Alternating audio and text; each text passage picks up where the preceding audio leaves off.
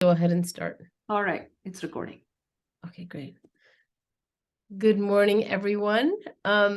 Today we are going to talk about diet critics.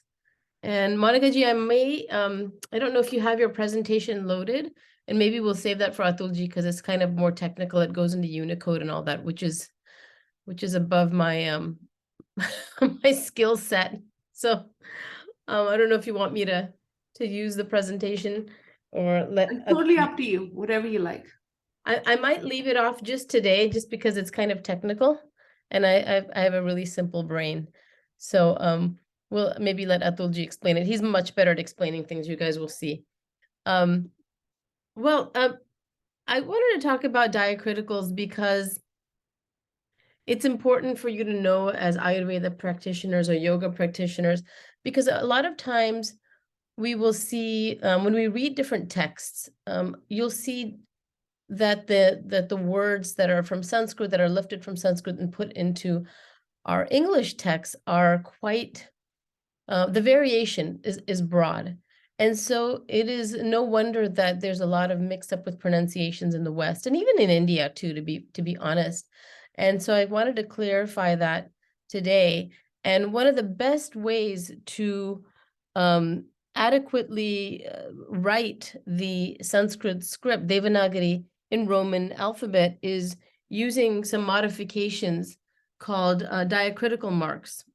And there is a standardized way of doing that. That's called the IAST. I think it's the International Alphabet of, oh goodness, I'm blanking, of Sanskrit texts. Maybe that's something that Monica ji, I like blanking on what IAST stands for. But regardless, it is a standardized way of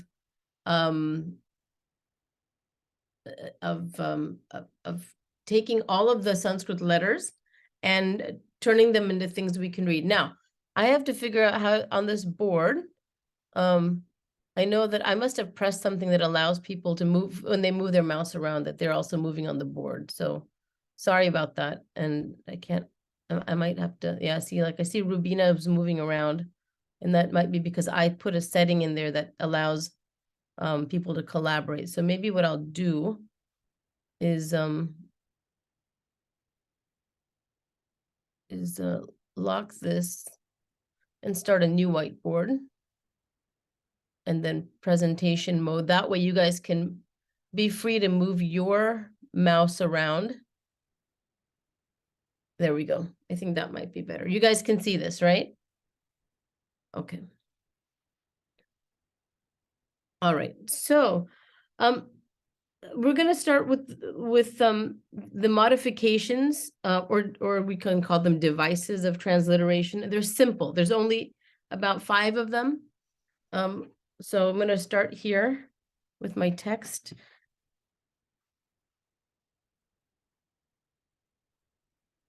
Oh my goodness, hold on.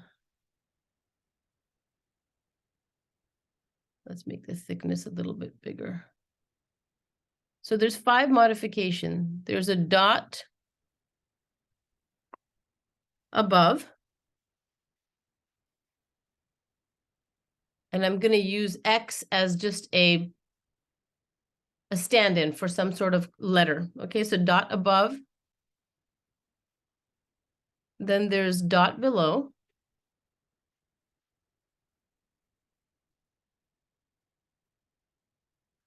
And then there's 3 kinds of lines above the letters. So you have it, for example, this, which is a macron. This, which is a tilde. And this, which is an acute accent. So those are the five. 1, 2, 3, 4, 5. Ignore those dots. I'm tapping on the screen here. So dot above, dot below, and 3 types of lines.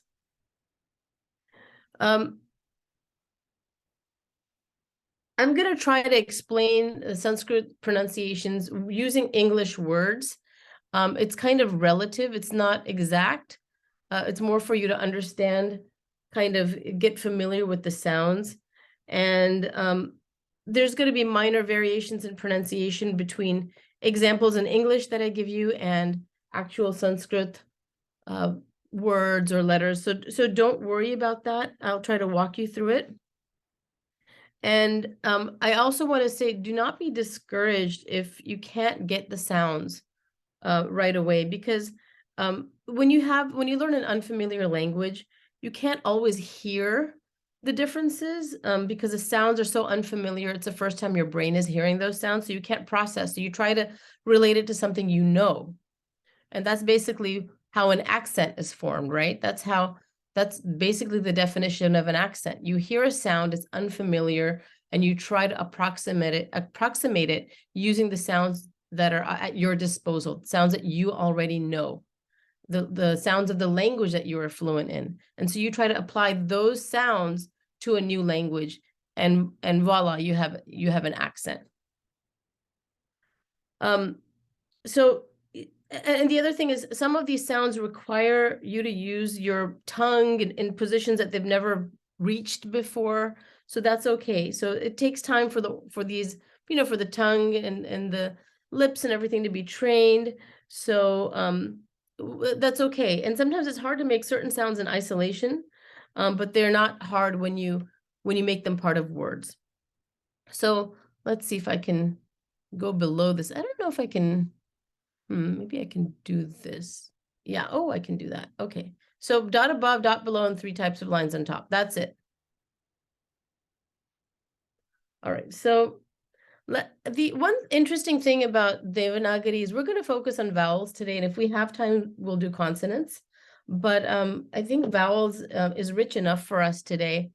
One thing that you might find interesting in Devanagari, for those of you, I know some of you are already familiar, but a lot of the vowels and consonants come in pairs, and they're arranged that way, I think, and it makes our learning a lot easier. So I'm going to first start with the auspicious symbol of Om to kind of mark our journey. And usually the custom is to write something like Om or Shri. Shri looks like this. On top of, I'm going to do a better one.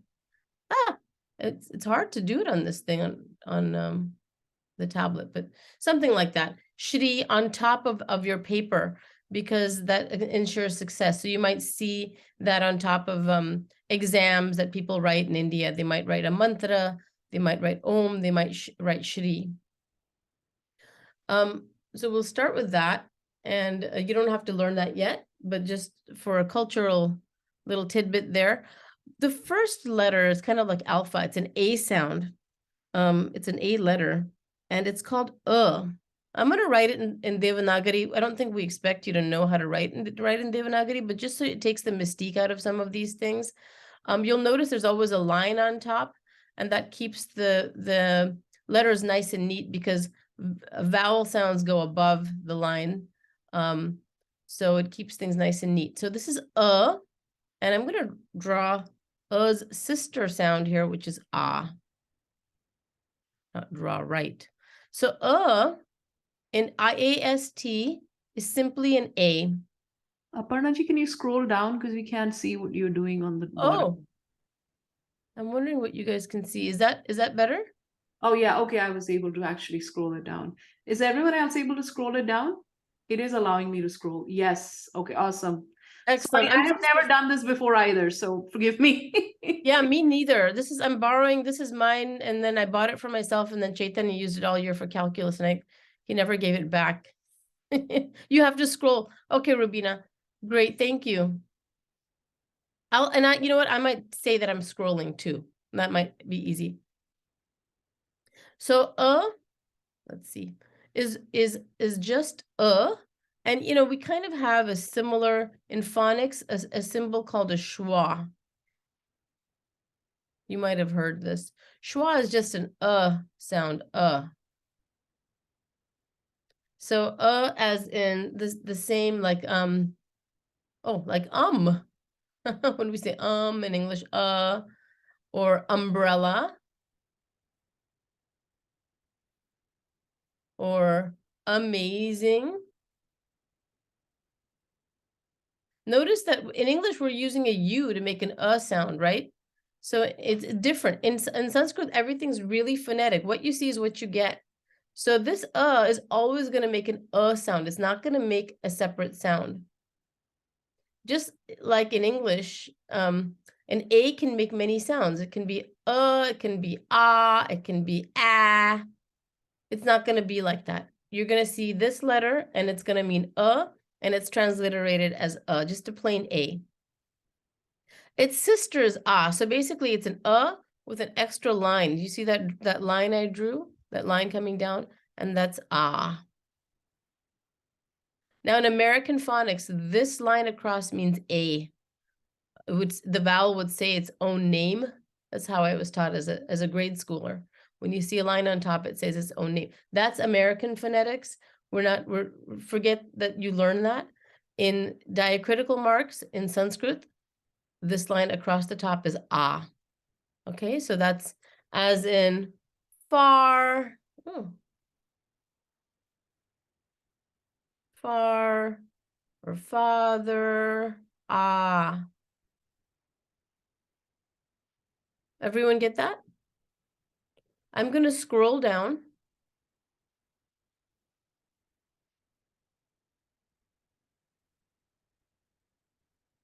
The next elementary vowel, next sound, is E. E. It's a short, let me draw that again. You don't have to learn how to write, but I want to make it prettier. And it is transliterated in IAST with just an I, plain I, E. It is a short E, as in it, or pit, or fit, or mit. You get the idea. E, pin, E, E. Now, sometimes it's also pronounced, and these are nuances, sometimes it's also pronounced a little, not so but more E, but it's given a short accent, E. Let's see, I see the chat here. Let's see what's the chat saying. Oh, okay. I'm going to scroll down a bit. E, or I. Its sister is E. E, so it's in E. Now here we go. Here's the fun part, that line. And now you see what I mean. This goes on top. E. E. As in, I don't know, bean. Right? And that is written as I with a line over it. E. Bean. Scene. Caffeine. Right? Police. Beak. E. So far we've used that line that goes across, the horizontal line. We've seen that going across. Okay, the next is scrolling down. Ooh. Ooh. It looks like a 3 with a line over it. Ooh. And it's just written as a plain, let's see, I'm still mastering this pen here. Ooh, just a U. Just a simple U. And it's the short sound in push. Ooh. Now, again, I'm approximating it because it's really, there's a little more oo to it. So it's ooh. So you wouldn't say push in English, but this is kind of an approximation. Ooh, or ooh. So put. Not exactly the same sound as ooh, but similar. Pull. For our purposes, for our intents and purposes, pronounce it like put, pull, push.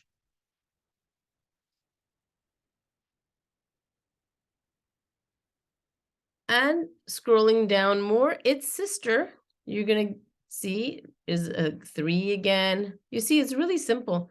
Now there's a little, kind of like an ohm, the start of an ohm, but it's like that. the little I don't know, like little handle coming out of it. And that is written as ooh. I'm exaggerating. Ooh. Like you're so rude. Rude. Ruler. So let me review so far. Ah, I, E, ooh. Now the vowels in Indian languages are pure. They're not kind of mixed. So, let me see. I'll give you an example. If I were going to say a partridge in a pear tree, and I say the word pear, there's a air, and that might be because of the E and R, so it's not the best example, but the Indian ear is going to hear pear, partridge in a pear tree, A. They're just going to hear a pure A. They're not going to hear an air, air. They're not going to hear that glide. They're just going to hear pure vowels. So that's why when you hear an Indian accent, when someone from India speaks English, the vowels are very simple. They're not these kind of vowels that are complex. Okay, so ooh and ooh. There are some, well, I might as well teach you because you're going to see them in literature. These are seldom used except in some words. Ru, oops. And don't, right now, it's too complicated for me to get into why these are considered vowels or semi-vowels. Ru, even though there's an R sound, and this is R with a dot under it. Ru, the ru. So just remember, if you see an R with a dot under it, you can pronounce it ru or ri. Exactly, prakruti, prakruti, vikruti, akruti, ru. Rushi. Now, I am speaking with a typical Maharashtrian accent. So the Marathi speaker will pronounce it Rushi, Krishna, which is Krishna, Prakruti. So Dr. Vasant Lad is Maharashtrian. So you might see in his books, he will spell it Prakruti, Prakruti. He's not using necessarily IAST. If he were, it would be Prakruti. Prakruti.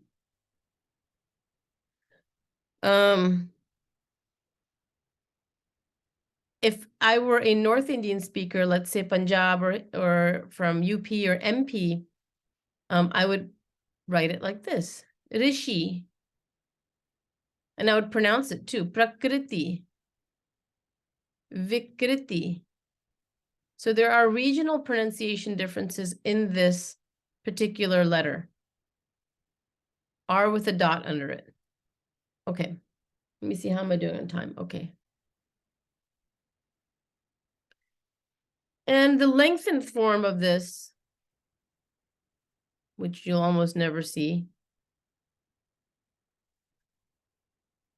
is this.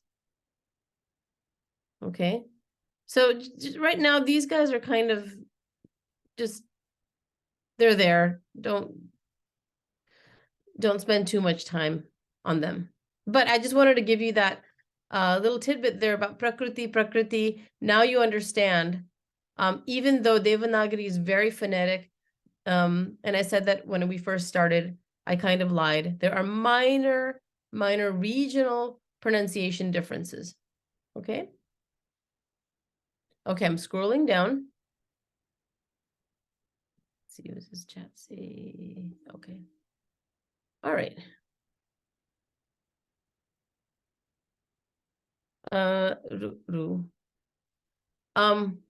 You're not seeing the differences between the last two? Yeah, exactly.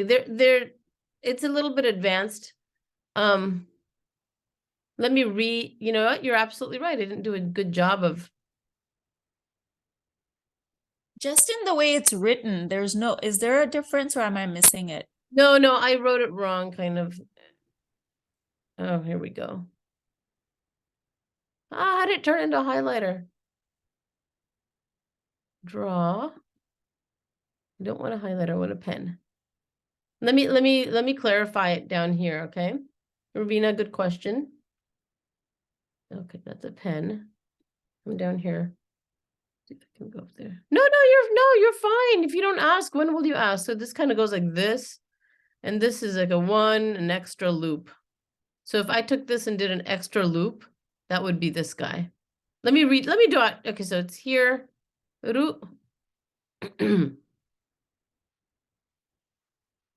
There. Sorry about that. I didn't realize. Yeah, it's really tough. There's like a brain, it's an interesting brain adaptation to write on this thing. And I'll learn. There's a learning curve to this. Okay. Did that answer your question? Okay, so Thank now you. there's also lru. I'm not gonna get into those. That's, actually, I'm not going to get into those because that will just be too confusing and not practical. Okay, next we're gonna do, so that was ru as an aside. There's lru that we're not gonna really focus on too much. Then there is a and I. So let's do that. A. Some people write it like this. It's the same thing. Just like handwriting variations, right? In English, some people write a cursive B like this. Some people write it like this. So there's handwriting variations. So there's a. You'll see it written in textbooks like this, line like this. A. And A is transliterated as an E, letter E. E, but it's not pronounced E. Letter E, and it's A. Like, I don't know, hey. Again, we don't say in English, hey. We say, hey. There's an A to it. But again, I'm trying to just approximate, like A, like the Canadians say A. Or in French, pray. Yeah, pray. Good one. Ah, God, dang. Pray. You see, in English, we use different vowels. Pray, gray, hey. Parade. This one here, parade. A. Okay? There's a comedian named Russell Peters. He's really funny. And I don't know if you know him, but he goes, in one of his sketches, he goes to Home Depot and he does an Indian accent. He kind of code switches between speaking like an American, or he's actually Canadian, and speaking like an Indian. And in his Indian accent, he goes to Home Depot and he goes, "Can I find the paint?" Because he's looking for paint. So anyway, so that's the A sound that he's making fun of. And, he's gently he makes fun of everyone. So, it's all fair. So A, I, its sisters, I. Again, regional pronunciation differences. A-I. I. So in Maharashtra, we pronounce this as I. In North India, if you're Hindi speaking, you'd pronounce it as A. And I think that is more of the Persian influence, the Farsi influence, because in Devanagari, in Sanskrit, there is no A sound, like the apple. That doesn't exist. There's no A. But I think in the north, at least this is my dad's theory, that there's a lot of words that have this letter in it, this vowel, and it's pronounced A, probably because of the Farsi influence. So I.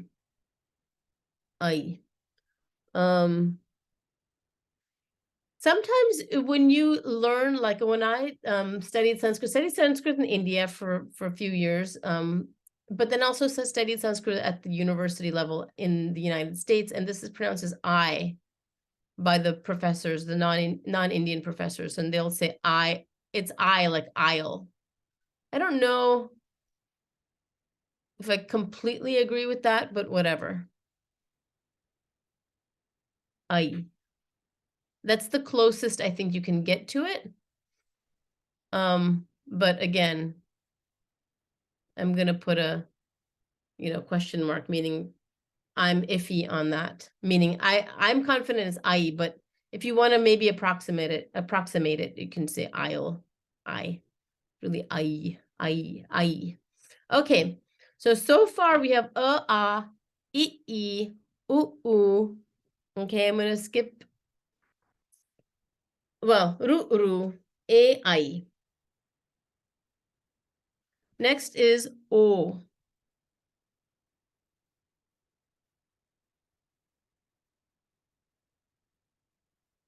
O.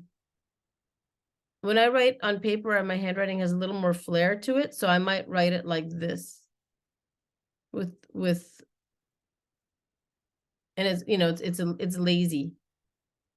But there's sometimes you'll see people do a little one of these deals.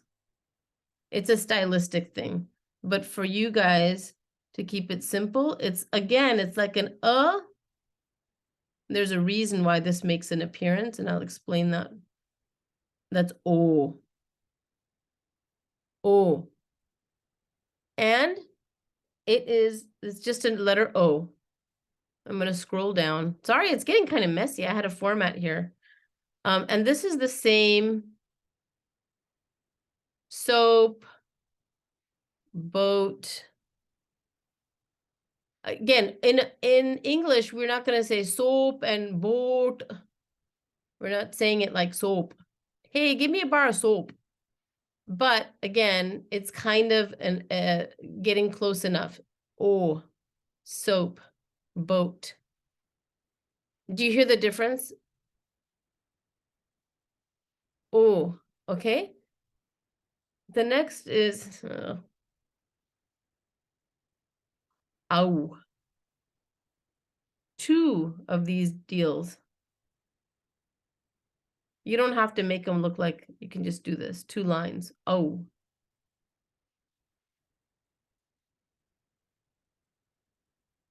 Oh.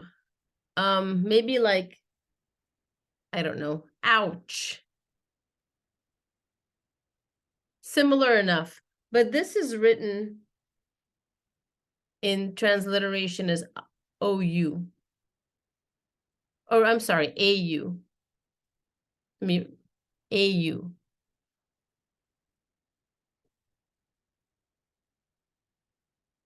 So ouch, power, mouse, ow. Think of it as ow, but it's really ow. So I'm gonna give you kind of, like I said, it's the American version would be ow, but if you were to pronounce it authentically, it would be ow.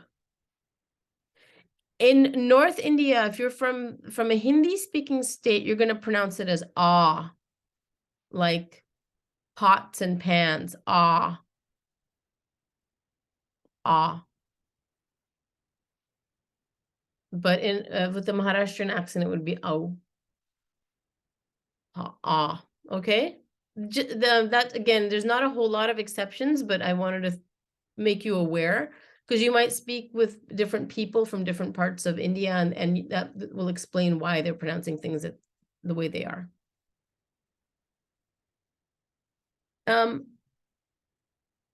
Now these are also they're depending on who you read, and this is beyond the scope of the class, but I'm gonna put it in here. Sometimes they're considered vowels and sometimes they're considered other things, but we're just going to lump them with the vowels. This is not really a vowel, but I'm just explaining when you have a dot on something, then you're going to have it. Oh, goodness. You know, this one I'm gonna skip. This one is really complicated. It's more will be easier to explain when there are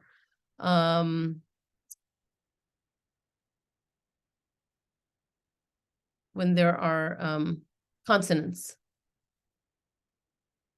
And aha. Exactly. Oh, I'll put it there. Let's see. Better pen.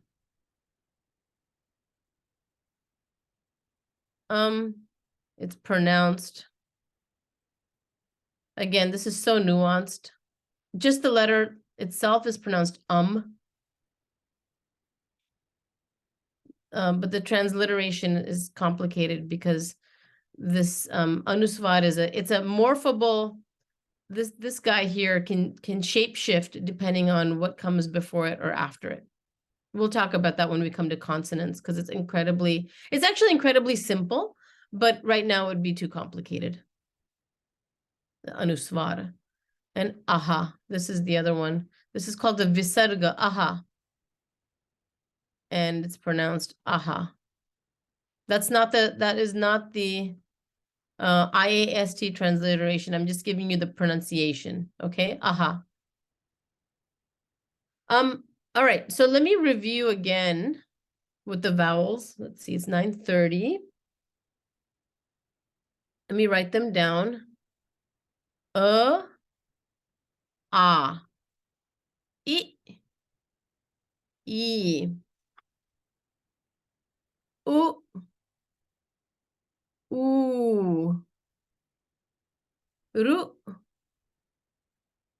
Ru,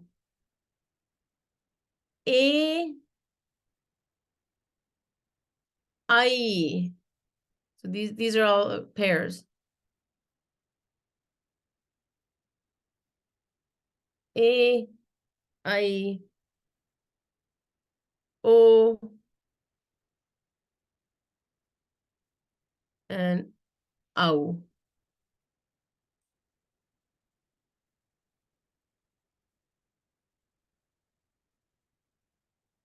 Now, I'm going to show you one more variation on how these are written very quickly.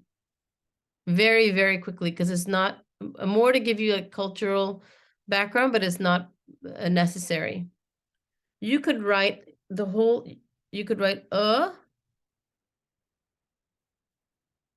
actually I'm gonna skip it. You could write a like this too. I don't know. I think that might be too complicated. Disregard this. I think right now for our intents and purposes, for what we need to know, we just need to know the transliteration and how to pronounce it. So I, U. This one I'm gonna just kind of right now forget about it. A, I, O, Au.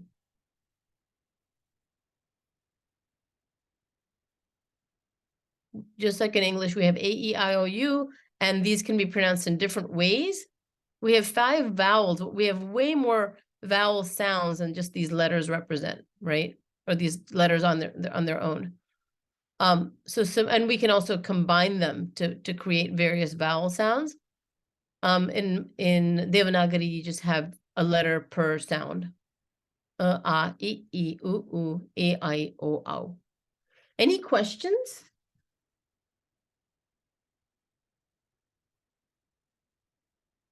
So I was thinking, maybe Monica J, what do you think of going through some common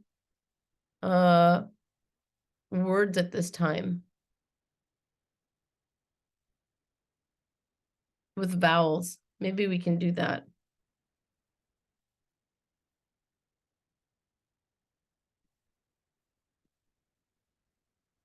If I write this mantra, right? It's not pronounced mantra, it's a mantra. And again, you're going to see different spellings in different books, but in IAST, mantra. Okay, same thing with our good old friend, chakra, chakra. Yoga. The terminal A is pronounced as an Yoga. Mantra, chakra. Ayurveda. Ayurveda.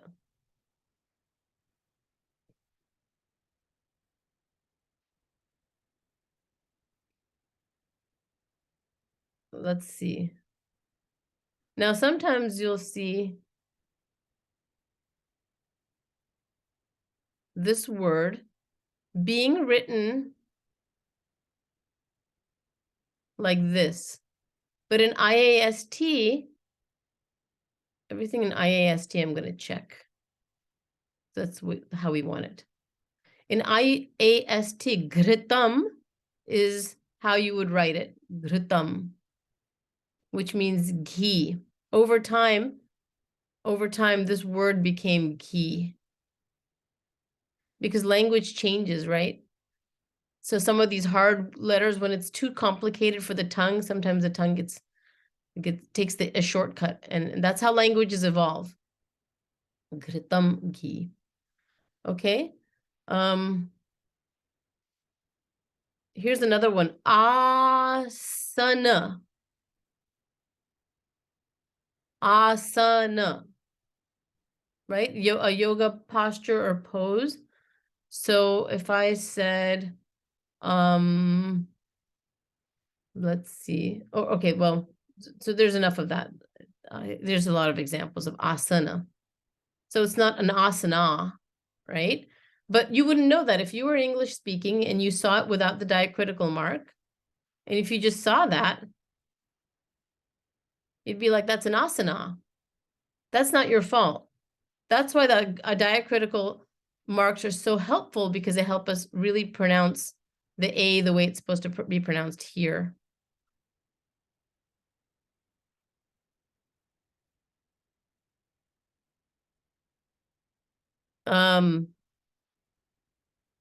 Let's see.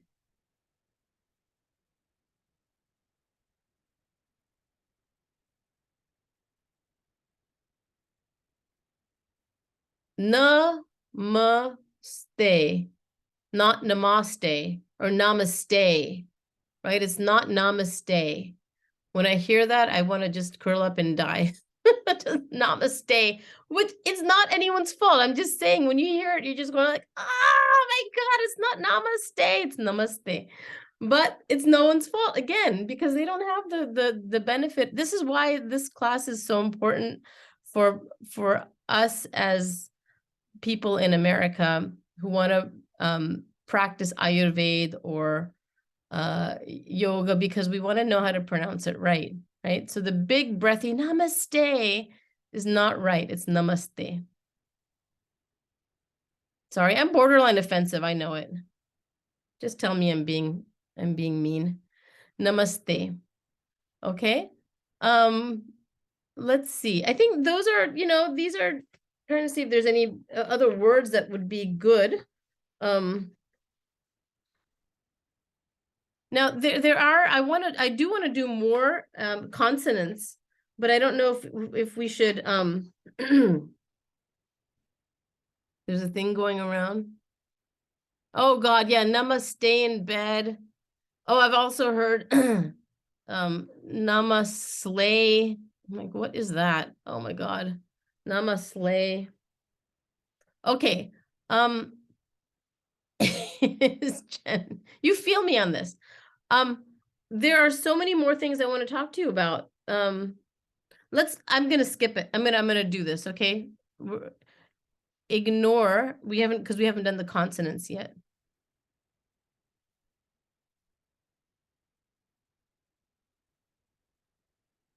Does someone want to chime in on, well, you wouldn't know. This is a sh sound. So how would you say this? Shanti. Oh, someone was gonna say it. Sorry, did I? Shanti. The T is soft here. Now there's 4 types of T's in Sanskrit. The, th, the, th. There's 4 types of D's. The, th, the, th. So Again, unless you transliterate it with the IAST, you're not going to know. This could be like Shanti, right? It's not the fault of the English speaker to call it Shanti. It's a soft T, but you can see the diacritical here with the, I wanted to express this or demonstrate this. Shanti. Shanti. Would there be a dot under T? No, the dot under T, great question. Sometimes we see a dot under the T, and I'll cover this under consonants. That is a retroflex.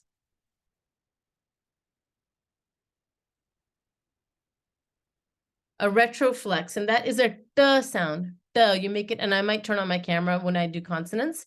I am not presentable right now. But when I show you consonants, I will show the non-Indian speakers how to make that sound, because it's ubiquitous in all the Indian languages. But no, there's no dot under it. This is a soft. But we pronounce it like there's an H after T, right? Yes, so this is another interesting variation. So if you speak Tamil, I don't know if you do. Do you speak Malayalam? Malayalam, yes, same thing. I guessed that. How did I guess that? Because she said you put an H after it. So in these languages, in Indian languages, there's something called aspiration. Again, I'm getting ahead of us. Aspirated consonants, which don't exist in Tamil or Malayalam. So I don't know about Malayalam, but so in South India, you're going to see it pronounced, you're going to see it written like this with an H to denote that it's soft. So it's pronounced Shanti, but as someone from the north, I would look at that and I would want to say Shanti, right? So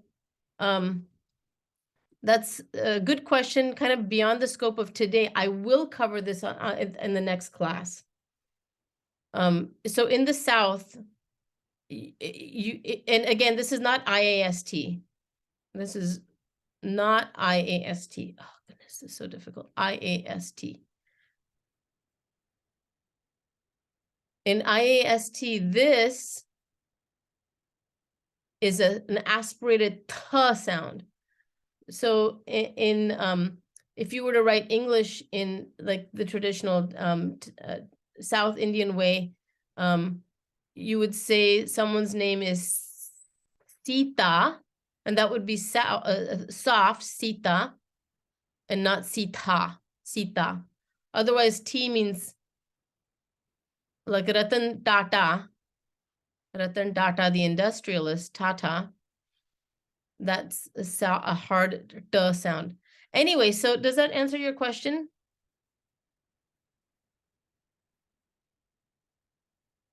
If it doesn't, let me know.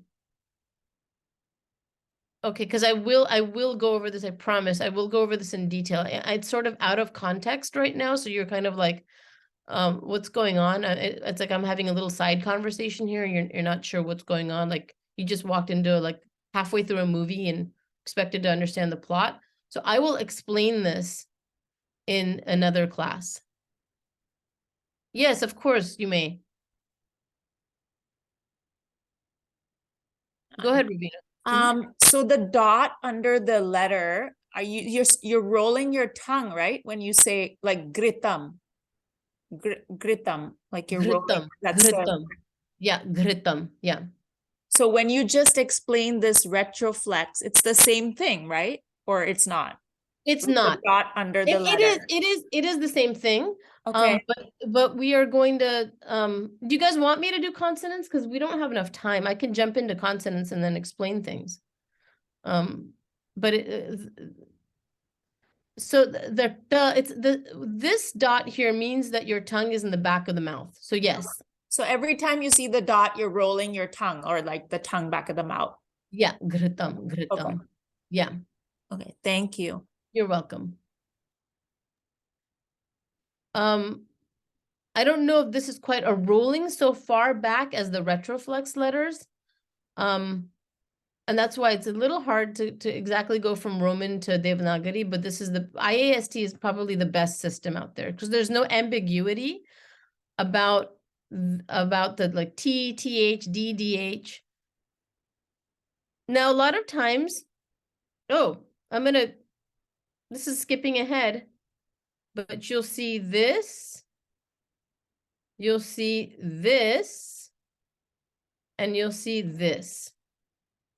So Shiva is IAST, Lord Shiva. Shiva. It's not Shiva. It's not Shiva. It's Shiva. This is the IAST way of writing it. SIVA. So you might see it written in like normal text without that's the thing. The IAST is the only way to standardize it. Otherwise, people take liberty. So you might see in text a lot of times you'll see Lord Shiva, right? But it's really authentically you want to pronounce it this way. That's not an accent. You want to do it this way. Shiva. And sometimes you'll see it like this without the dot, without anything on the S. You'll just see it like this. And it's not Siva, it's Shiva.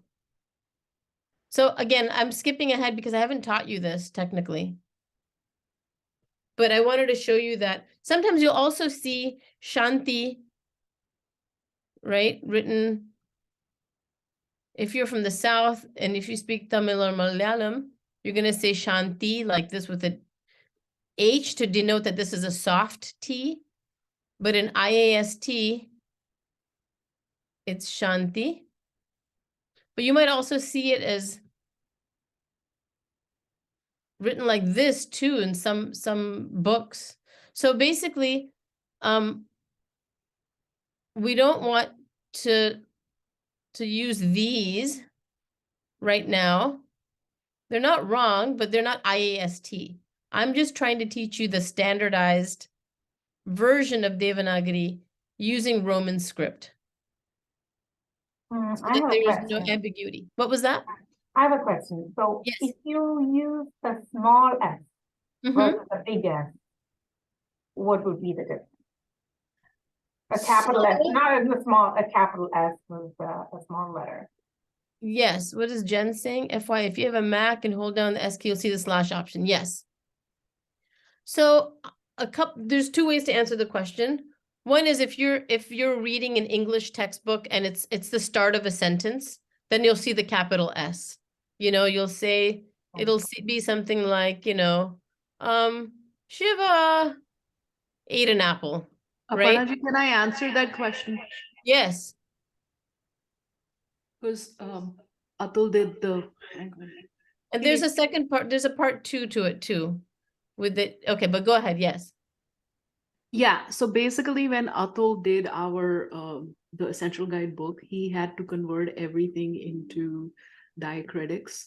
So Ayurveda, dosh, everything in my book, unless it's starting in the beginning of the sentence, it is all lowercase. Go look at the book. Everything is, so Ayurveda is written with a lowercase and that capital, unless it's at the beginning of the sentence. So, Yes. but we also, when you do a book and you decide to standardize, people also make their own rules, but this is what we followed. Everything was lowercase with the exception of capital in the beginning of a sentence. Exactly. So that's why I said if it's at the start of a sentence like this, then you might say Shiva ate an apple. Otherwise, it's all lowercase. Now to answer part 2 of your question, sometimes like Monica, exactly what Monica G said, people do their own thing.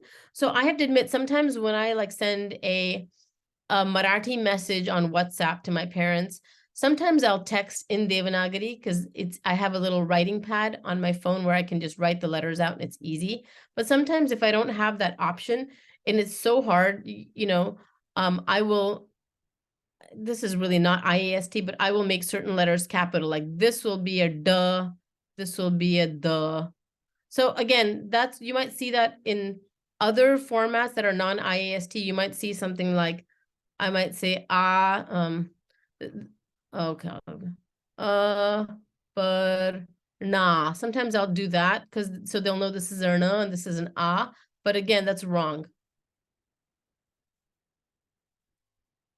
I had another, there was a train of thought that I had.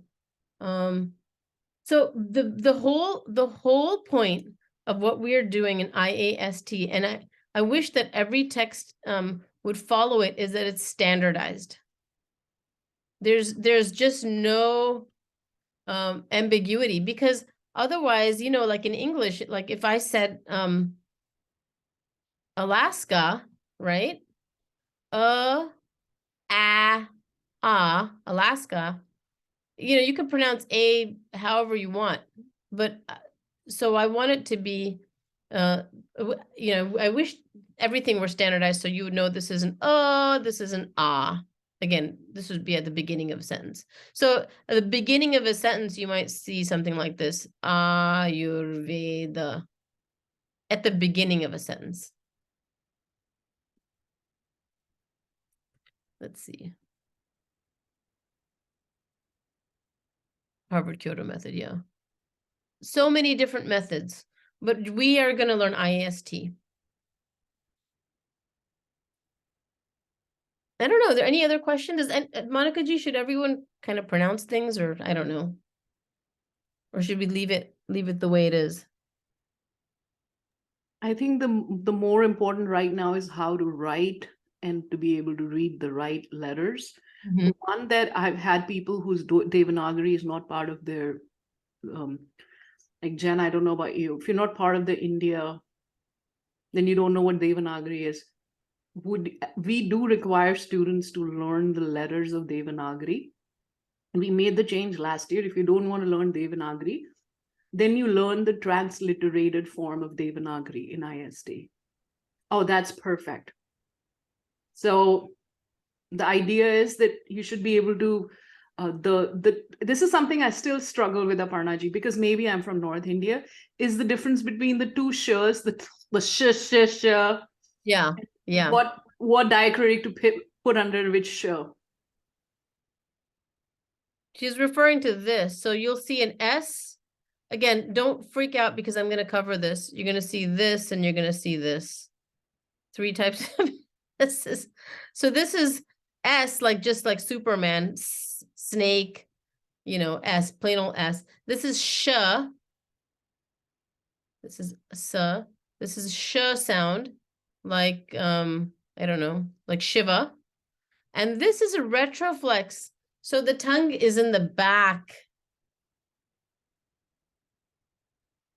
This tongue is in the back of the mouth.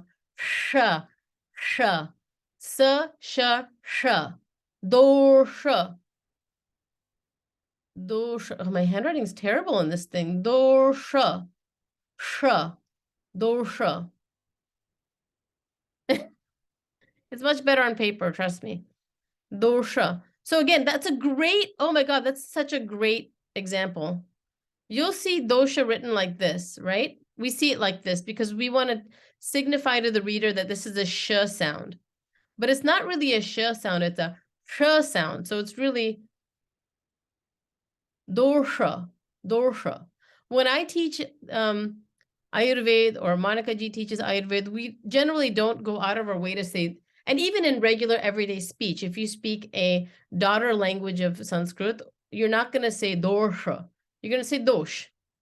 Generally, the last A is locked off too, dosh. But if you want to pronounce pure Sanskrit, dosha, sh. And then you'll see sometimes this in written, which is dosa, dosa. In IAST, this would be dosa. So that's wrong.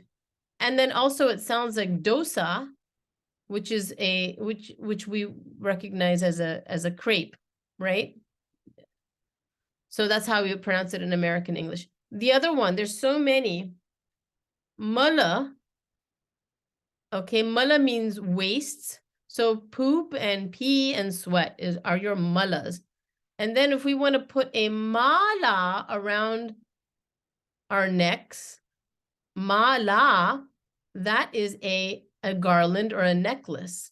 So we definitely don't want to put a mala around your neck, right? That would be ridiculous and awful. We want to put a mala around the neck, but oftentimes we don't see, yes, the crepe dosas. So oftentimes we don't see a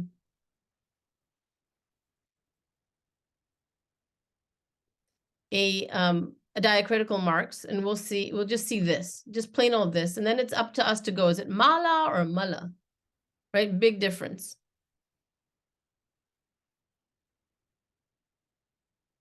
Malasana. Let me look at that chat, that's valuable. Yes, malasana versus malasana. Yeah, so true. It could be comic, right? So there's mala, mala. So again, this is what we want, mala. Same thing with this. Now, if you just saw that, you wouldn't know if it's nadi or nadi. So nadi is a river and nadi is your pulse, nadi. How am I diacriticalizing the, let me see what, no dot underneath. So a question from a student is, how do you diacriticalize the stop D with a dot underneath? So generally with the dot is for retroflexed. Nadi. This versus nadi. The. Nadi.